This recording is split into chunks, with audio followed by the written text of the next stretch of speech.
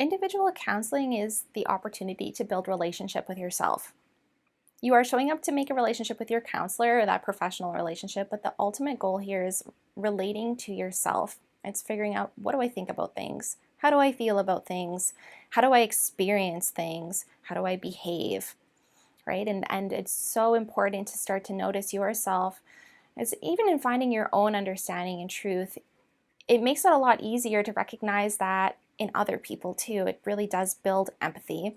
It's like, oh, so and so is so irritating, but oh, I can kind of see why. They're probably stressed out. So instead of jumping to conclusions of like, oh, you'll see people, if they're coming for relationship advice, it'll be like, we're butting heads, or they just don't get me, they don't listen, or it's they, or they're showing up in a particular way, and it's sort of like, okay, well, what's happening for you, and when you have developed that understanding of like, oh, I get really annoyed when, or I feel really unheard if somebody shows up in a particular way, then you can start to see that in other people too.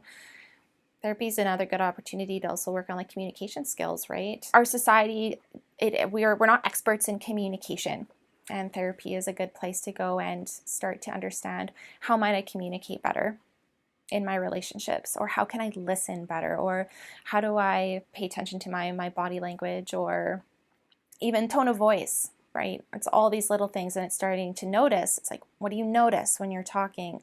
What's your tone of voice when you're speaking with that individual, or how are they speaking to you? How do you receive that?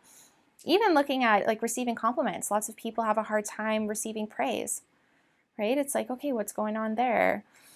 What might be blocking that ability? Like, you're hearing and comprehending the words, but you're not absorbing it, you're not feeling it.